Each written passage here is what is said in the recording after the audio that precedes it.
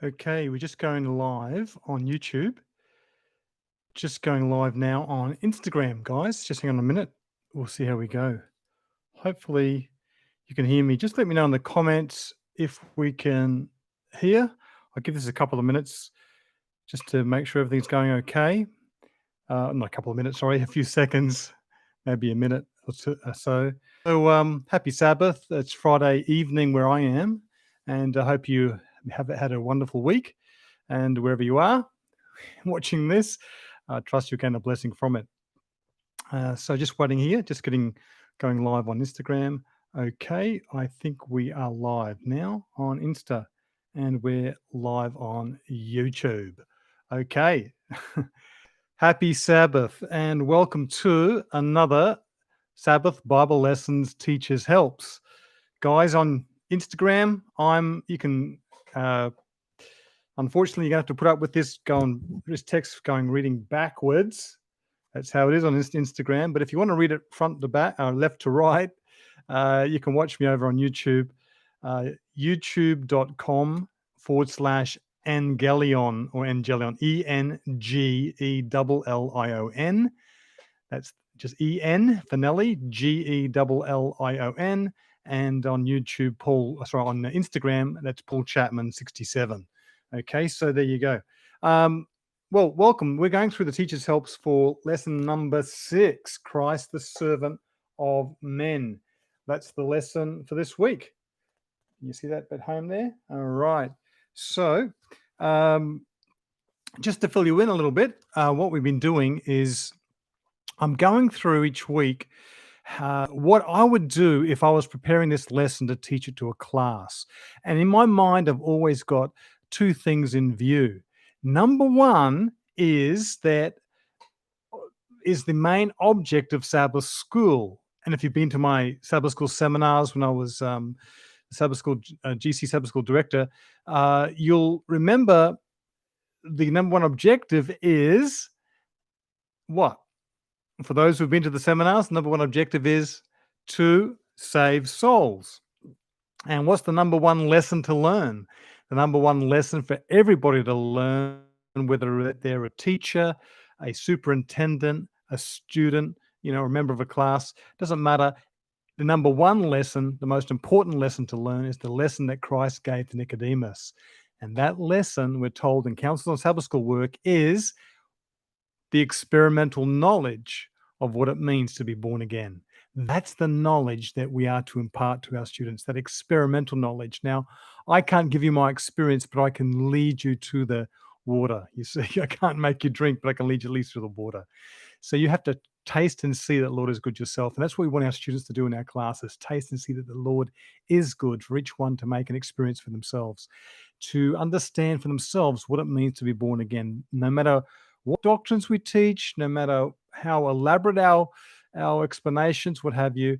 If we don't understand what it means to be born again, it all means nothing. We need to have that experience because that is a saving experience. That's what we need to have. And the teachers need to understand that, number one. A teacher has to not just understand it in their head, they have to experience it in their heart. What it means to be born again, to be born of the Spirit, to be a child of God, to be led by the Spirit, not by the flesh. So this week's, now in keeping that objective in mind, I'm always now going to my class with an objective for the lesson. Remember, we shouldn't enter into any class without first understanding what's the clear objective. And so my goal here with the Teacher's Helps is to come up with an objective for the lesson based on the lesson, not just based on my head or what I think it might be something good to teach the class. This has nothing to do with the lesson or is a tangential to the lesson. I want to know what's the main objective of the lesson based on the lesson, okay? So the principle I've been using or teaching to get to that point is macro, micro, macro. That's where the macro point is the major or the major point. The micro point are the minor points that the major point is built upon. Oh, that's just so those minor points establish the major point. The major point will be the objective of the lesson. That's the one thing that I want my students to go home with from this week's lesson. What is the key idea, the key theme of the lesson for this week? And and each day there will be a micro point. There will be a 1 point from each day. You could summarize, if I could summarize the lesson from Sunday is into one take home sentence, that take home sentence would be my micro point. And so as I do that for each day, I will end up with, based on a summary of the key points in this lesson, I'll end up with 5 points, 5 micro points for the week. And now I summarize those micro points then into a key objective. What is the major or a point that lesson is teaching me for this week? So where do I get, what how can I establish that macro point from those micro points? So that's what your goal is as a teacher. Now, you might come up with a different one for me. I mean, I've got this week, uh, my macro point is, as followers of Christ, it is our duty to be unwearied servants of humanity's necessities in self-denial and humility. So that's my overall point. That's what I want my class to go away with. If you want to be a follower of Christ today, it's your duty to be an unwearied servant of humanity's needs in self-denial and humility. So that's the take-home point I want my class to understand from this lesson. And the wonderful example we have is Christ, the servant of men. Now, men is the generic uh, noun for men and women, okay? It's not just women, men, but women as well, right? Men and women. So for all mankind, all humanity, Christ is the servant of. And that's a wonderful example for us, is what we're finding, this is what we find out from the lesson. Now, before I go through, I just want to point out to you a code that I use I find helpful. In case can you see it back there on Instagram? I'm not sure. It's probably back to front, but you'll see up here, asterisk. I've got here asterisk is something. What's that? Asterisk is a new concept. The arrow is a personal need. The plus symbol is a personal help. And the hash symbol is something the class should understand. Now, when you're looking through my lesson, you'll see in the margins, I quite often use the hash. Well, I'm actually, of all the most often one I use is the hash symbol, which is the pound, I think you call it in the US of A. Okay, so that symbol is something they want the class to understand. And that's really if I look at this whole day, what's one thing I want my class to come away with? And that's where I generate my micro point generally from that hash symbol. Now I have one of those in the margin for each day. So you can see down here, I've got one at the bottom here. I've got a couple of asterisks here. So that's for Monday, and I'll have that for each day. Now, what that helps me do is that when I'm looking at the lesson, I run out of time, so I've got 5 minutes to go, I'm only on Tuesday, I can quickly, without being stressed out, I can quickly turn to Wednesday, and straight away, I go straight to the hash point, because I don't have much time, but that's one thing I know that I want my class to understand. I don't have to think about what I want my class to understand. I don't have to rush through and think, am I missing anything? No, I've already established before the lesson what I want my class to understand. So I quickly go to that point and ask my prepared questions to bring out that point. I can do that in two minutes, do it in another 2 minutes for a Thursday, same thing, go to that hash point and then summarize it in the 1 minute I got to go. I'll go back to the macro point, okay? So you shouldn't have to leave yourself 5 minutes. We still learn about some techniques of how to manage the class so you don't get sidetracked, so you don't go off on tangents when you're studying the lesson, okay? But anyway, that's just a bit of a suggestion of what you might want to do to help you as you're going through identifying what are those key points. You'll see they also use there the asterisks. I've got it, where is it? Over here. I'm using the asterisks here because while it's not a new concept, it is a concept I'm going to discuss with my class, all right? I just want to highlight it. So just to remind them of it. So there you go. So that's what I do now. So as I said, the macro point for this week is of Christ. It's our duty to be the unwearied servants of humanity's necessities in self-denial and humility. Let's have a look. How do I get to that macro point? Well, I got there from the 5 micro points. So let's have a look. 5 micro points. Number 1. So if you go to Sunday, it's a self-sacrificing life. Before I do that, the key verse really is a wonderful verse here. Christ made himself of no reputation, but took upon him the form of a servant and was made in the likeness of men. That key concept, or that key verse, I should say, is going to help establish our key concept. Christ took upon him the form of a servant, not the form of a king on earth or a president of a nation or a doctor or a lawyer, some great person. He took upon himself the form of a servant and was made in the likeness of men. So, and that's the key thought here, and that's what we're going to focus on throughout the lesson. We're going to come back to that. Okay, so the first thing we want to bring out here, I like that note. All right, now I've got a few points here, and you'll see that that happens in threes. Where Jesus, it says here, the Lord Jesus came to this world as the unwearied servant of man's necessities. He took our infirmities and bare our sicknesses, that he might minister to every need of humanity. It was his mission in the burden of disease and wretchedness and sin he came to remove. It was to bring to men complete restoration. And it says here, he came to give them health. Involves health, peace, and perfection of character. That's what we're talking about. Our characters, the habits of our life, the moral aspects. So Jesus came to restore all things. Health, the physical health, peace, which involves our mental and emotional well-being, and perfection of character, which involves our spiritual or moral life. So the mental, physical, and the moral, emotional, moral, Jesus came to restore. So things that I'd be, we're going to be keeping in our minds as the needs of humanity. And that's what Jesus wants us to give ourselves to in service for him, in following him. So looking at Jesus now, the first lesson on Sunday talks about a self-sacrificing life.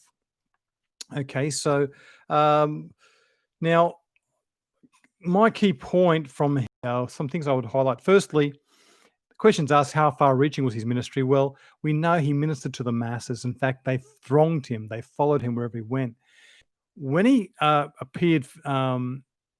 when he commenced his ministry, he went from Nazareth, I should say, over to Capernaum, which is the city, a small town beside the Sea of Galilee. I believe that was Peter's hometown, and it was there that Jesus made his abode. He stayed there for quite some time and taught in the synagogues every Sabbath. He ministered to the people. And so everybody around that Sea of Galilee was becoming familiar with this great teacher and miracle worker. So they were following him everywhere, and his fame spread abroad. People came there to see him. Now, Capernaum was an interesting place because it was a sort of a thoroughfare. As people would come and go from that place, they would go to all other parts of Israel. So it was a unique, a key place, a key hub, if you like. So, so his ministry not only would it reach the people of Capernaum and the surrounding regions, but as people came to that city, that town, as a fishing village, also as they come by the road through that, they would go to other places, and thus his ministry would be spread by word of mouth even further. So that's how far-reaching his ministry was. But Jesus did not even think about his own needs in reaching these. He ministered all day long for them, and being so caught up in it, as you do when you're so tied up in your work, you don't even think about it. Don't even feel you're hungry until the end of the day, and you feel, I haven't eaten yet. Well, Jesus went all through day after day, not even realizing he was hungry. Of course, he ate when he needed to eat, but he forwent his regular meals because the burden of reaching those in need was so pressing upon him. Okay, so that's the kind of commitment he had, the dedication he had.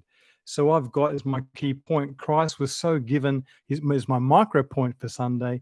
Christ was so given to his ministry to the masses that he put his own needs last. And he did that naturally. And that's what will happen with us when we give ourselves over to Christ's work. Now, leads us to the next section, which is Monday's lesson. That is, while we are to, we will find ourselves sacrificing ourselves so much that we go without our meals at times, we can't persist in doing that endlessly, continually, without a break, because we're only going to wear ourselves out. We'll end up with a stress and heart attack. All right. So, nervous breakdown, become a nervous wreck. So, Jesus wants us to care for ourselves first. And that's where, and we have some examples here. Under Monday, you've got there where it's section is a caring for others. Jesus himself took care, firstly, of his disciples. After they were ministering to the multitudes for many, many hours, he then told them to come to a desert place and rest a while. And they went with him to that place and away from the thong. So sometimes we need that break. All right. So I'll just highlight that point here. I've got a concept. I'm going to discuss that in class. If I was teaching a class, I'd be discussing that point there, the asterisk, which is we need time. After prolonged seasons of time for rest, physical rest, and mental rest. All right, I mean that is nervous rest. Okay, study of the Bible and communion with God. So we need time for rest, study of the Bible, communion with God. All right. So and further down that note here, another trio of things: rest. We must take periods of rest, periods of recreation, periods of contemplation. So we need to feed our souls first. If we can't feed our souls physically, we don't have any physical energy to help people. If we can't feed ourselves spiritually, we don't have any spiritual food to feed others. So we need to make sure we take time to do that. Care for ourselves so that we can care for others. And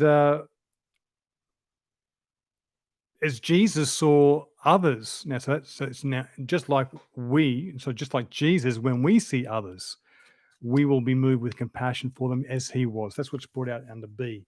That as he saw the great throng following him and massing after him because they wanted healing, they wanted restoration, they wanted to hear him teach, and he served them. He gave himself to them. He was moved with compassion, it says, and naturally we'll be moved with compassion too. So that's the key point I'm going to bring out in my class. That when Jesus, that's something I want my class to understand. That's really a crux here for Monday, that Jesus was moved. We saw so much people, he was moved with compassion for them. Okay, he identified his interests with theirs. He shared their burdens. He felt their fears. He had yearning pity that he was had yearning pity that was pain to the heart of Christ. Just take a little break here. Hello, Marshall. God bless you. Amen. Amen to you too. And Velek Sergi. Hello, Sergi on Insta. God bless you. So, in summary now, for Monday, my key micro point here under caring for others is this. What I've got here, to be the most effective in ministry, we need to take care of ourselves in order that we can care for others. Okay, so that's the micro point I got for Monday. Now, going on to Tuesday, which is the next section, the path of service. All right, so I don't know what you got from this, but what is your micro point? Well, let's have a look here. Firstly, in following Christ, because a lot of people call themselves Christians, they profess to be his Christ followers, but what does it mean to follow Christ? Well, Jesus taught us what it meant to follow Christ. Jesus said himself, if any man will come after me, let him deny himself, take up his cross and follow me. I mean, that's a key idea coming out here. And that's why I've got an asterisk here, a hash symbol here, because that's something I want my class to understand. What does it mean to follow Christ? What does it mean to be a servant So it doesn't mean to follow Christ as a servant. It means to deny yourself, take up your cross, which is the instrument of death. That is, whatever it's going to be crucifying to yourself, just bear with it and follow Jesus. Okay, and He will. He says, "Take my yoke upon you and learn of me, for I am meek and lowly of heart, and you shall find rest to your soul." So even though if you are weak, weary, and heavy laden, come to Jesus, and those heavy laden burdens we might call our crosses. Yoke up with Jesus; He will bear that burden for you. As you deny yourself, He will make that light easier, and you'll be able to follow Him as a true Christian. All right, and we follow Him in service for others. Now, too many people in this world, which comes down to B, live for too much for themselves in this world, and that's what B is bringing out here. If you're living for yourself instead of living for Jesus, how can you call yourself a Christian? Jesus did not live for himself. He lived to bless humanity. He lived to bless others his entire life. So, with you, if and me, if we really want to be a true Christian, it means that we're going to be called. It's our duty to deny ourselves, take up our cross, and follow Jesus. Jesus puts the question here. Um, he compares the worldly gain. I mean, you can live your 20, 30 odd, 40 odd years of going out there and making a living and building up wealth and riches in this world in selfish pleasure, or you can surrender your life to Christ and have all of the future laid up in laid up in store for you to inherit in the hereafter. I mean, it's a few years of self-denial. That's what it's about here. And that's what Jesus is saying here. What shall it profit a man if he gain and yet lose his own soul? What's more important, the material things in this life or the spiritual, the soul, your soul and my soul?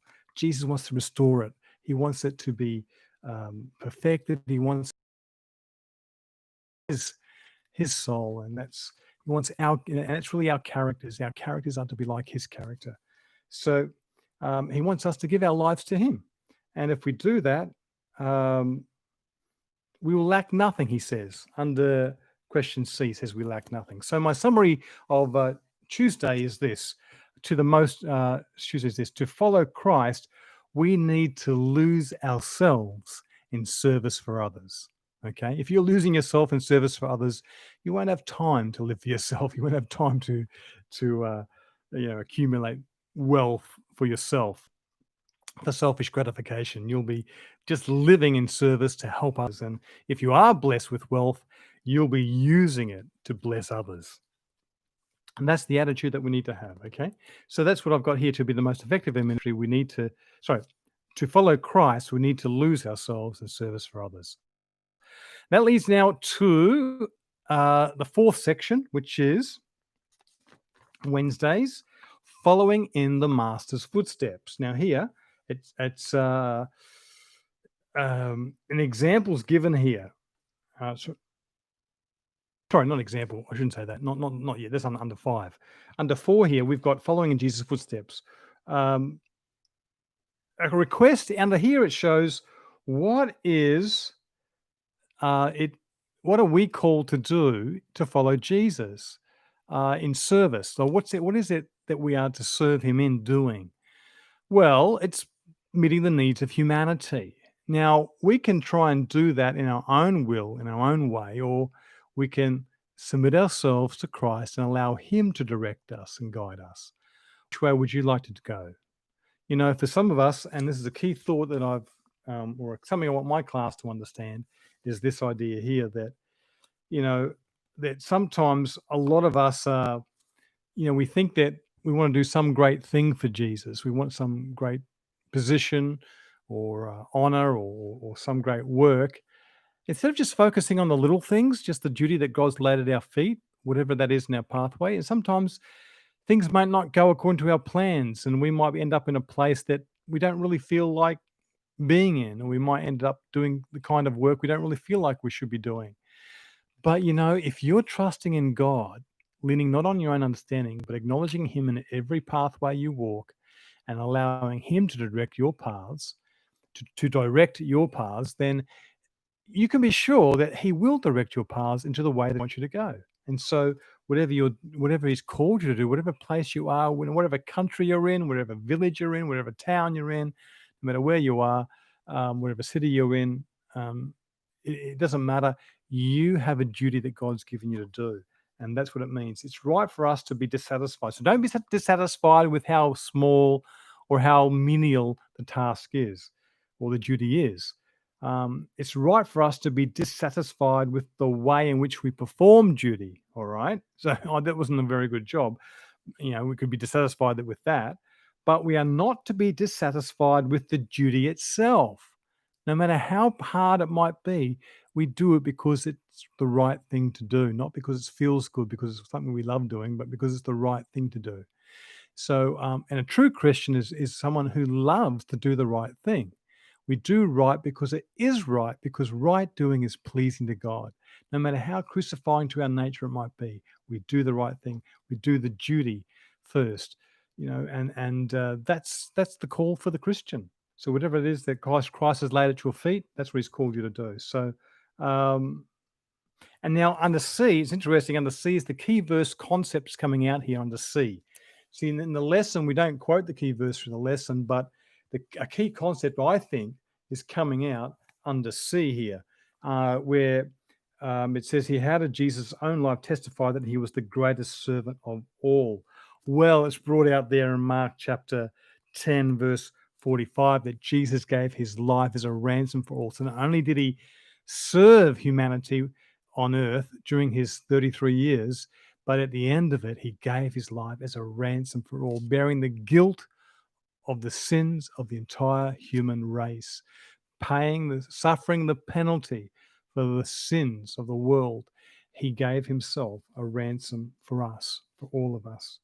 So that's a concept I'd be discussing in class. That's something, that I think is important to bring out here.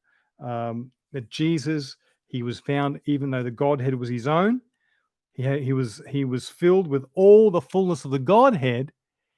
So he was God while on earth, but as a man, he took the humblest position.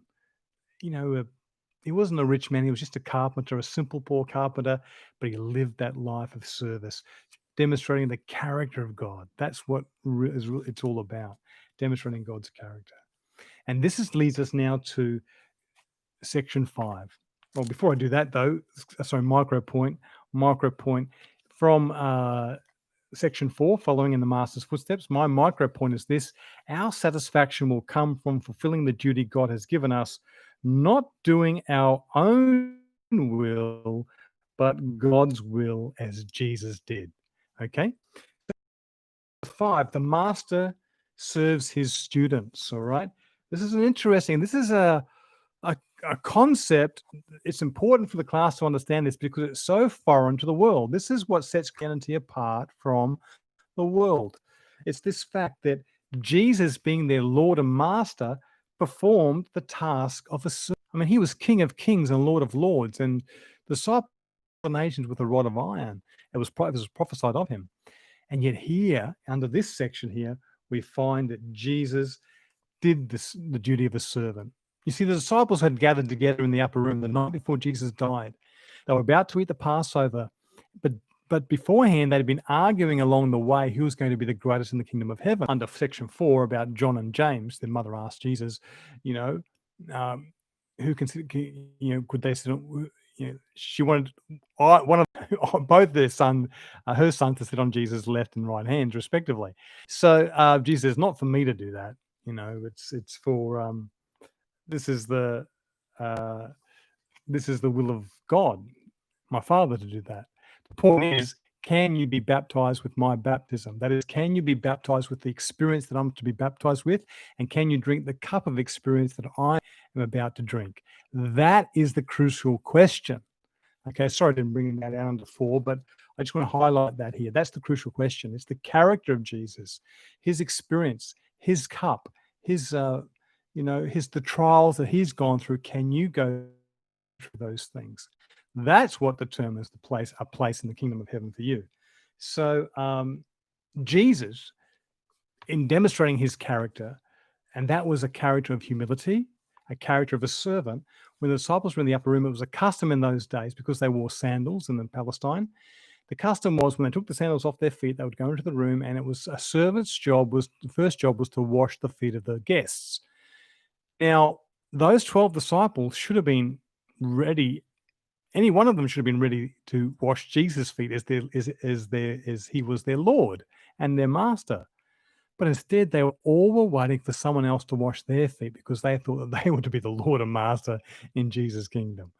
And that was a real heart problem there. And so what did Jesus do? Well, Jesus did the work of a servant. Took the basin, took the towel and the water, girded himself, poured the water in the basin, and then washed each feet of the disciples. As they were seated around, they were actually lying on their elbows on the floor with the circle, and washed every disciple's feet. So that was a wonderful example of service. And that humbled them all except one, Judas. But all the other 11 were humbled by that act. And that was a lesson that they would never, ever forget. That's the lesson of service he gave to them. Jesus said to them, after washing their feet, he said that they were to do as he'd done unto them. If I, your Lord and Master, have washed your feet, so do ye likewise. So he's given us an example that we should do as he's done. So as Christ, as the Master and Lord, washed their feet, so they should wash each other's feet. And that's what we do. We wash each other's feet. That's a sign of service. So that's the point I'd bring out here, that we are called to not just be a Christian in profession, or a servant by profession, but a servant by act. All right, it's servanthood. In the kingdom of men, the Gentile world, this at the moment there's this huge controversy or fight going back and forth over who's now the president of the United States, right? I mean, they're fighting over that, and that's what the world does. It fights over position, over power, right? But in Jesus' kingdom, there's no fighting over position or power. All power is given to Jesus. The only thing that's given to us is the role of the place of a servant. And that's what we're called to be, just as Jesus was on this earth, a servant. He took upon him, remember the key verse, he took upon him the form of a servant, not of a president, not of a king. I think I'd highlight, and that's the point I want to highlight here, okay? That Christ knew that his disciples would never forget the lesson of humility given them at the Last Supper. In taking upon himself the humblest form of service, he had administered to the 12 the sternest rebuke that could have been given them. So that's what I'd highlight here, the humility that's required of us as Christians. So my micro point for section 5 is, as a servant of Christ, we need to exercise the humility of Christ. Okay, so, and we exercise humility of Christ by doing the things that Christ did. As servants, the smallest duty, wherever it is, wherever it's at hand, just do it faithfully and cheerfully. And we'll be practicing the lesson of humility and service that Jesus gave us. So that's the 5 micro points, just going through them again. Number 1, I'll just run through them for you. 5 micro points. Number 1 is Christ was given to his ministry. Christ was so given to his ministry to the masses that he put his own needs last. And Number 2, to be the most effective in ministry, we need to take care for ourselves in order that we can care for others. Number 3, to follow Christ, we need to lose ourselves in service for others. And number 4, our satisfaction will come from fulfilling the duty God has given us, not doing our own will, but God's will, just as Jesus did. And number 5, as a servant of Christ, we need to exercise the humility of Christ. So, as followers of Christ, it's our duty to be the unwearied servant of humanity, of humanity's necessities, as Jesus was, in self-denial and humility. So there you have it. That's my key objective. And as you go through the lesson, you'll come up with questions to help bring out those points. You don't necessarily ask the questions from the lesson. And please, please, please don't ask the question and ask someone to read the Bible verse and someone else to read the note. Please, wherever you are in the Sabbath school, don't do that. That's not teaching the lesson. What you want to do is ask a question that's going to draw out from the student whether they have understood the Bible verse or the note or the point of the note there. All right, you want to draw out. You want to get them to state in their own language. Anyone can read a Bible verse. I mean, grade 3, I was doing that. Okay, when I was what? What's that? Grade 3? It's 9 years old. We were doing that. That's junior searcher stuff. All right, not just reading the Bible verse. You want them to relate to you that they've understood the text, and let them restate it in their own words. What do they understand by that Bible verse, whatever verses they're reading? Okay, so that's the kind of questions you want to ask, and mainly to bring out those micro points. All right. So there you have it. That's the Sabbath Bible lesson for this week. I trust you've gained a blessing, and wherever you are from, your study this week of the lessons from the book of Mark. As I mentioned, it's the last Bible lesson that I was responsible for editing, and so it's a special one for me. And I hope you've been enjoying it. So wherever you are in your Sabbath schools this week, I trust you gain a blessing. Remember, be prayerful, be careful, take the Lord with you, and have a blessed Sabbath. And I look forward to you joining me next Friday evening for Sabbath Bible Lesson Teacher Helps. So take care. God bless you. Till then. So by Instagram, and we'll just finish up on Instagram.